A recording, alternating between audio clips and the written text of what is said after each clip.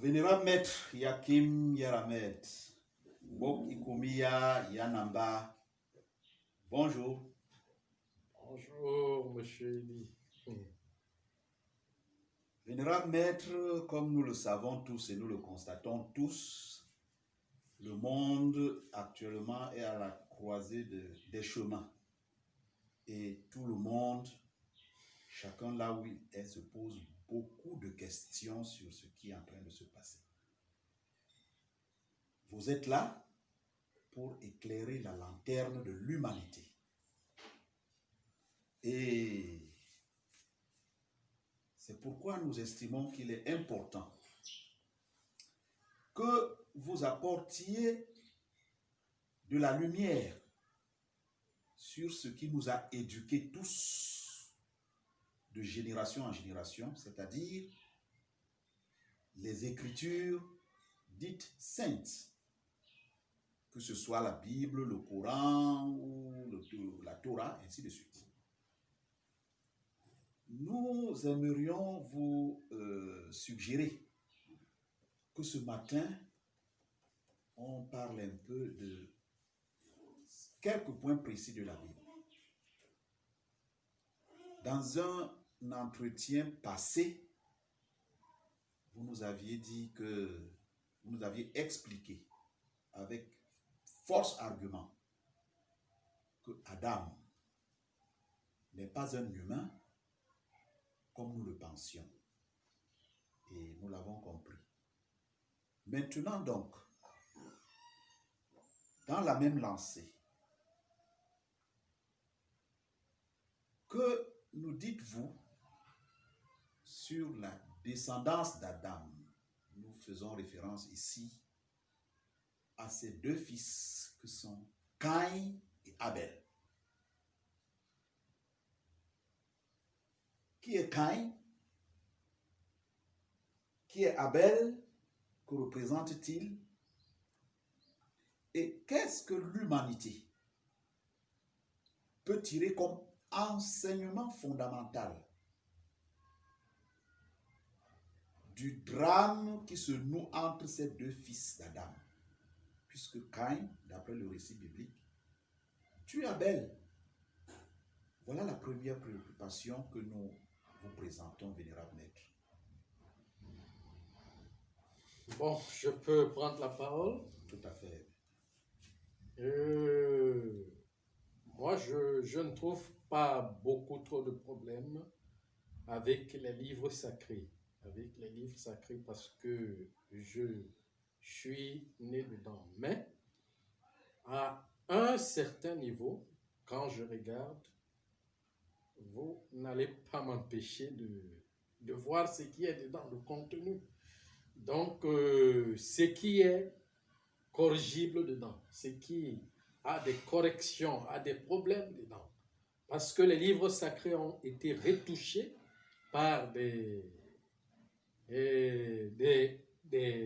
empires, des impérialistes qui sont ici, dans certains versets, pour pouvoir mener le jeu de l'esclavagisme et de la colonisation. Donc, pour parler d'Adam, je l'ai toujours dit dans les vidéos, que Adam représente le corps, le manifestant, dans le manifesté de l'univers. Ça veut dire que le Créateur a commencé à créer lui-même. Ça veut dire qu'il a commencé à se manifester lui-même. Et c'est lui-même qu'on appelle l'univers quand il arrive au niveau de sa formation sur sa genèse, sur les 6 états de la matière. Il s'est fait homme, le premier homme, l'homme primordial, c'est lui, Adam. Vous voyez, maintenant l'univers est contenu seulement de lui-même. L'univers est contenu seulement d'eau.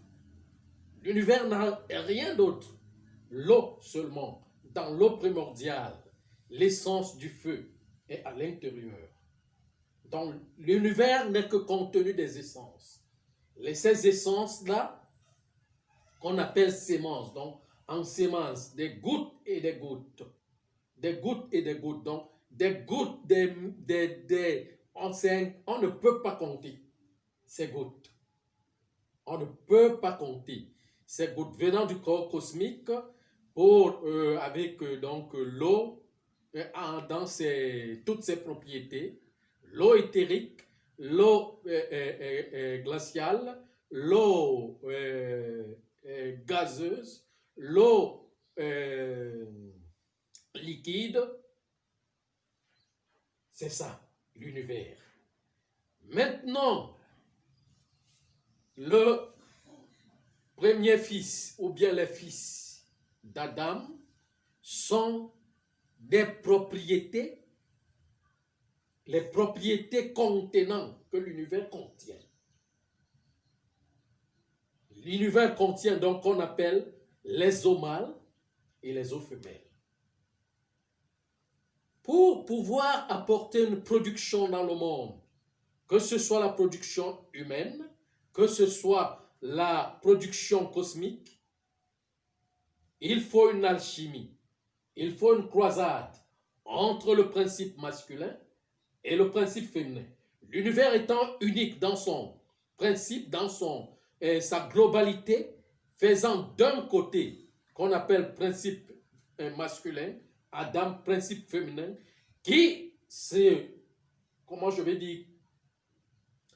féconde à sa fécondation, à sa fécondité, donc à la maturation de ces germes, il faut que ces germes commencent la création. Il faut donc la croisade entre le principe masculin et le principe féminin.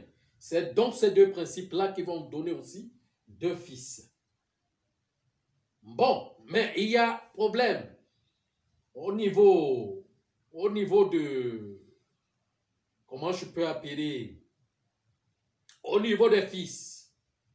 Parce que ça ne peut pas marcher qu'il y ait dans la représentation cosmique ou universelle, qu'il y ait seulement un seul principe qui doit venir dans un ensemble, dans un accouplement, qui fait des deux principes.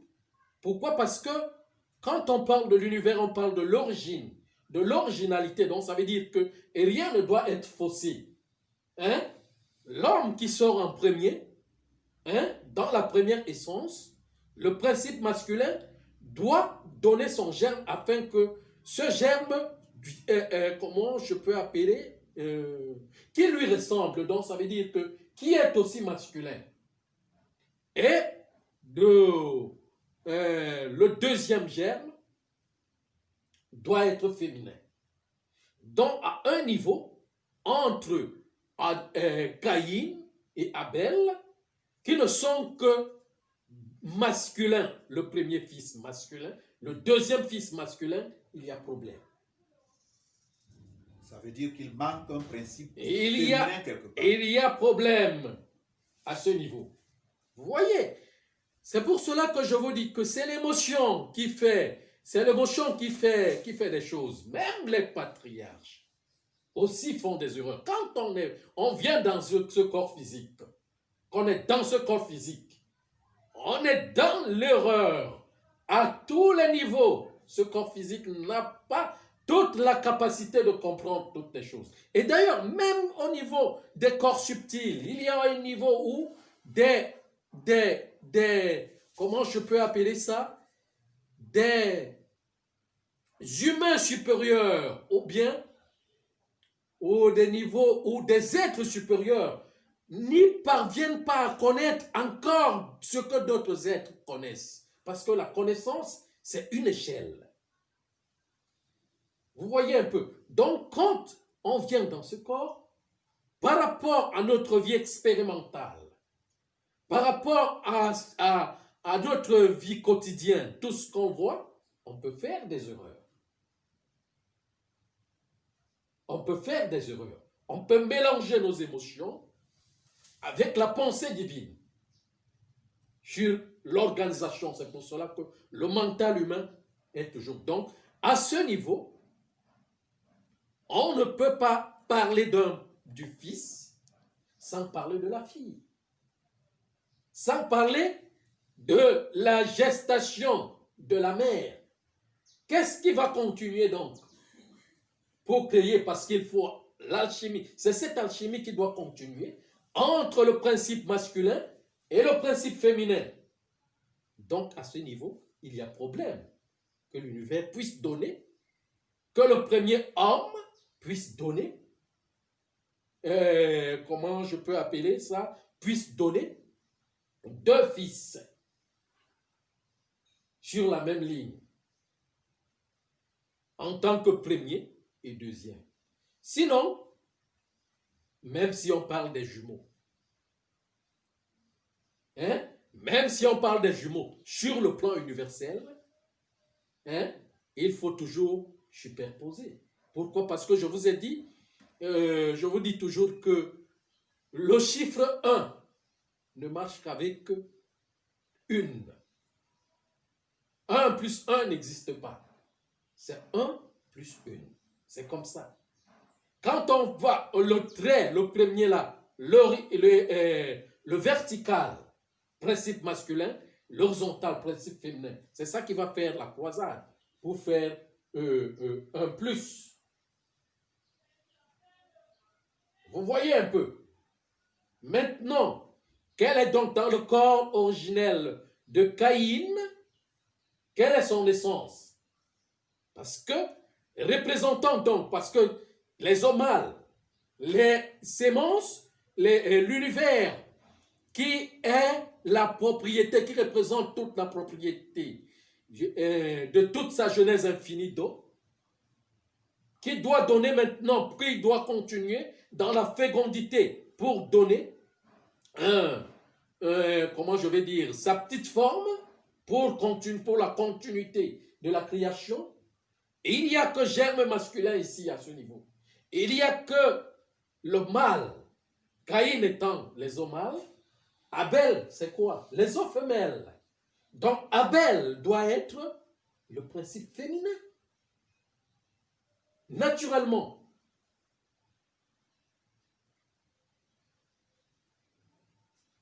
Les os mâles et les os femelles. Vous voyez, dans la germination qui doit commencer, maintenant à établir les vases, à établir les organes. Vous voyez un peu ce que je suis en train de dire. Donc à ce niveau, pour continuer à expliquer dans les faits, gestes et écrits bibliques, moi je vais me bloquer. Ou bien je vais transformer Abel en une source féminine, en une source femelle.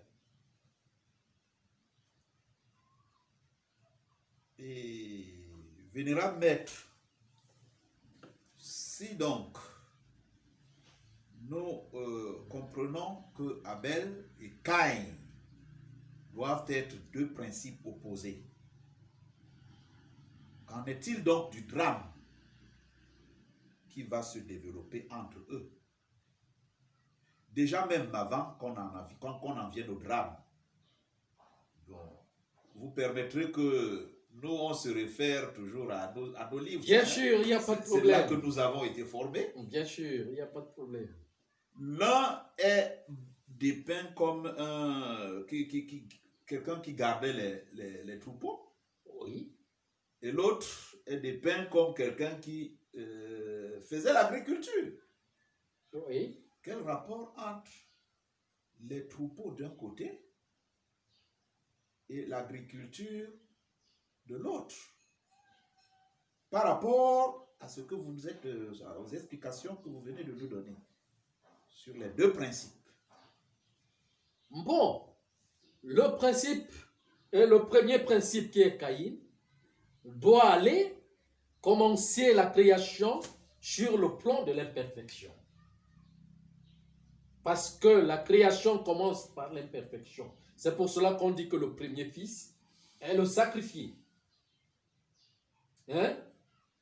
Commence par l'imperfection. Le sacrifice inférieur. Et maintenant, la fille qui est le principe féminin, relève le monde pour l'amener dans la perfection.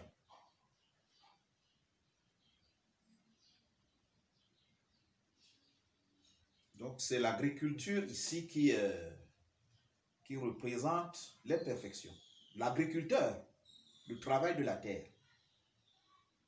Oui, bon, disons-le. Bien, nous allons... alors, le drame maintenant, ce drame cosmique, si on peut l'appeler ainsi, qui consiste à ce que l'offrande de Caïn soit rejetée par Dieu, par le Créateur, et l'offrande d'Abel soit acceptée, ce qui produit le mécontentement, puis on en vient au crime, à l'assassinat. Oui, c'est le potentiel des corps. C'est le potentiel de l'élaboration des corps. Parce que à ce niveau, il n'y a pas encore élaboration, mais il y a des os qui en tiennent compte. Donc l'image, ce qui est déjà programmé dans l'élaboration des organes universels ou bien de l'humanité, bon, dans la continuité. Donc, dans le potentiel, les os mâles, le potentiel d'Adam qui est Caïn, il y a l'élaboration du corps de l'imperfection. Le corps de l'imperfection. Ce corps que le Créateur doit dépouiller de lui-même. Il doit dépouiller ce corps de lui-même, qui doit aller dans les multiples transformations pour devenir poussière, puis et reprendre maintenant la clarté. Donc, le potentiel, les os qui contient l'élaboration des corps, des premiers corps qu'on appelle, comment je peux appeler ça, qu'on appelle l'imperfection, l'immaturité, commence par le germe. Maintenant, Abel réalise donc, et revient maintenant pour redonner autre chose, le corps éternel. C'est ce que le Créateur prend. Donc, ces deux principes qui sont fusionnés en eux-mêmes, il y a une dépouille et comment je peux appeler ça? Et une nécessité pour la continuité, pour l'infini.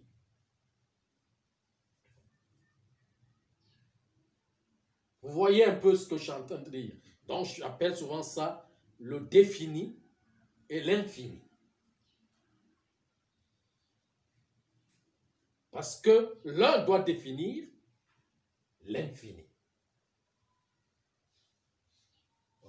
Si nous vous comprenons bien, vénérable maître, à ce stade du récit de la création, nous sommes encore au niveau du potentiel. Du potentiel. Nous n'avons rien à voir avec... Oui, même les organes du Créateur sont encore des germes.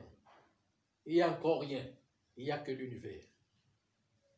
C'est très important. C'est très important et édifiant parce qu'il est difficile à nous autres de percevoir cette évolution. À ce stade, par exemple, je vois Caïn devant moi, je vois Abel devant moi. Ce n'est que des noms de l'état de la matière. Ce ne sont que des noms de l'état de la matière. Est-ce que ça pourrait nous dire un peu ce que signifie Abel, Caïn? Ça a une étymologie significative dans la langue originelle. Oui, Caïn parle du germe. Caïn parle du germe, hein, de la génération, du germe. Et Abel parle de la maturité. Si vous allez dans l'Ossa, vous allez trouver ce mot qu'on appelle belle. Et quand on dit belle, veut dire quelque chose qui est déjà préparé. Belle. Donc, on disait souvent Ambel, ça veut dire que c'est déjà préparé. C'est déjà mûr. C'est déjà mûr. Venons mettre dans le même récit. Quand, une fois que le crime, entre guillemets, a été commis, bon, déjà, je pense que là, tel que vous nous expliquez, il ne faut même pas, il faut pas voir ça comme, il faut pas voir ça comme un crime au sens où nous sommes habitués. Bon, disons-le. Alors, une fois, Dieu dit que si quelqu'un tue Caïn, Caïn sera vengé 7 fois. Mais c'est Caïn qui a tué. Quand quelqu'un tue, normalement, d'après, comme vous avez l'habitude de nous dire, l'équilibre voudrait qu'il soit aussi tué, non? Bon, mais est-ce que le tuer là, ce tuer là est quoi? Mais c'est même dans cette Bible encore qu'on dit que, oh, c'est quand le Créateur dit à Adam que comment je vais dire, quand tu mourras, ou bien que si tu manges cette... tu mangeras du fruit de cet arbre. Tu mourras à coup sûr. Bon, mais, et maintenant le serpent vient dire, mais tu mourras à coup sûr, mais pour connaître Dieu. Donc, tuer Caïn veut dire que quoi? Tuer Caïn veut dire c'est une possibilité, c'est une réalisation. Parvenir, c'est le temps. Développement et temps qui doit se... Donc, ça veut dire que le temps qui réalise les cosmos, qui parviennent à transformer ce germe, puisque la mort même, c'est une transformation, à transformer ce germe, donc, de l'état grossier qu'il était ou qu'il est, hein, il est totalement transformé à l'état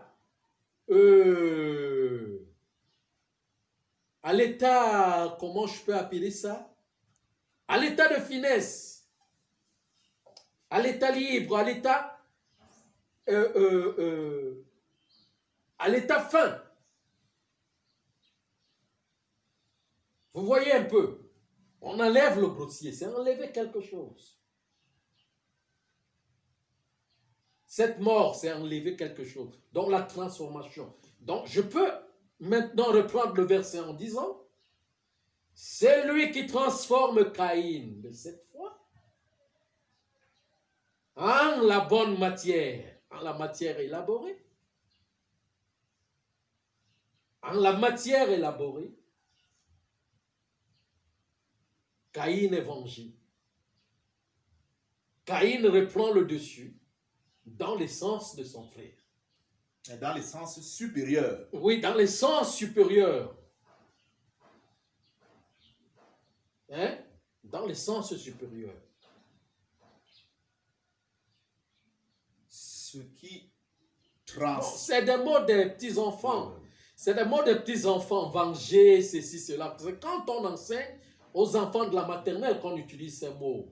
Est-ce que Dieu lutte avec quelqu'un pour venger la création? C'est pas une lutte, même la guerre que nous voyons, pour le Créateur est normale, parce que rien n'est perdu, les âmes ne sont pas perdues, les âmes.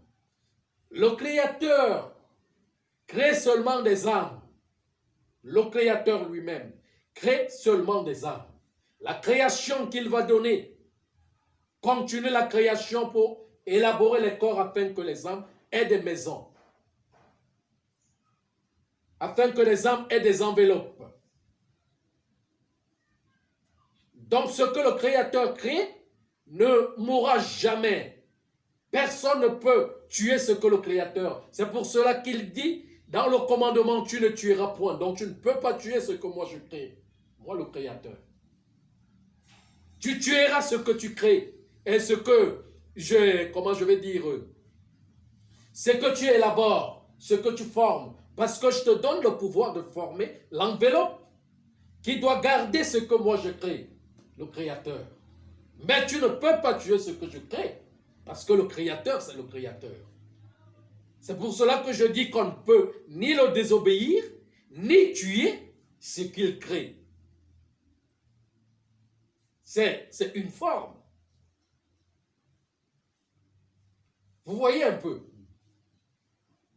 Donc, quand il dit, quand tu iras dans ta formation pour former, pour développer, avec ce que je te donne, avec mon corps, développer la maison qui doit garder ce que moi j'ai créé, tu connaîtras la mort avec cette enveloppe, avec ce que tu as créé, pour réveiller l'essence, pour enlever l'enveloppe de l'imperfection qui est en toi, pour pouvoir me voir et me connaître.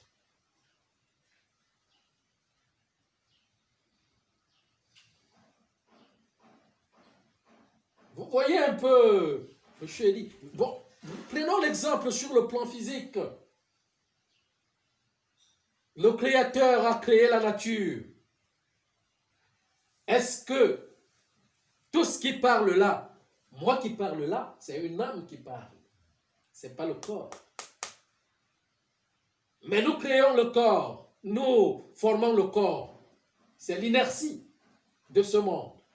Si l'âme quitte, même pour 1 heure du temps, il ne vivra pas. C'est ce que nous avons formé, nous avons élaboré. C'est ce que le Créateur nous a donné comme devoir pour élaborer. Mais ce que lui a créé, rien ne peut le détruire. Que ce soit sur le plan cosmique, jusqu'au plan humanitaire. Vous voyez un peu ce que je suis en train de dire. Donc c'est ça. Et il envoie donc comment je vais dire, ce qu'il crée dans sa formation de se former et d'élaborer l'étape de ce qu'il doit garder, ce qu'il a créé.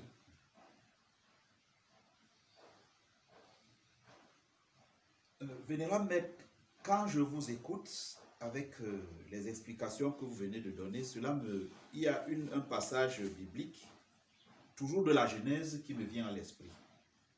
C'est-à-dire que le Créateur nous donne le devoir et la permission et le pouvoir de former l'enveloppe qui doit accueillir sa créature. Est-ce une allusion au passage qui dit « Allez et multipliez-vous » ? Bien sûr, allez et multipliez-vous, puisque rien ne peut créer ce que le Créateur lui-même crée. La nature crée, la nature continue avec autre élaboration, avec une autre élaboration. Allez vous féconder, pas moi le Créateur, mais vous. Allez féconder entre vous, vous multipliez entre vous. C'est aussi un appel un appel aux accouchements en désordre, c'est-à-dire qu'on se multiplie. Parce que c'est un passage qu'on utilise beaucoup dans la rue, dans les quartiers. Hein. Le Dieu a dit allez multipliez-vous et hop, c'est... Bon, le problème est que puis c'est lui-même qui est la richesse en toutes choses. Tout ce que nous voyons vient du Créateur. Tous les âmes viennent du Créateur. Comme les âmes sont dans l'infini, mais il y a ce qu'on appelle un programme que personne n'ignore, les gens ne connaissent pas. Donc ça, parce qu'il n'y a pas des ordres. À un certain niveau. Parce que la vie, s'il faut revenir ici, la vie que nous menons ici est une vie que le Créateur lui-même a dit. Vivez comme ça. Pour un temps, pour vous-même.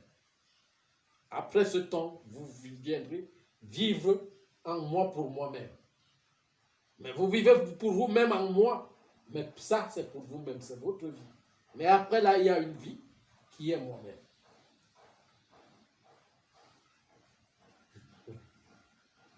Vous voyez un peu. Oui. Donc, l'histoire de vengeance, c'est des contes qu'on raconte aux enfants. Venger.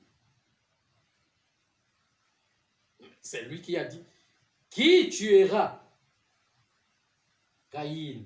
C'est lui qui tuera Caïn. Donc, ça veut dire que, en ce moment aussi, il y a ordonnance de tuer Caïn. C'est lui qui réussira donc. Donc, c'est un processus de réussite. Mais ce n'est pas un processus de concurrence où chacun doit aller. C'est un processus de création. Ça veut dire que les cosmos sont créés en vagues. Chaque vague doit réussir sur la création.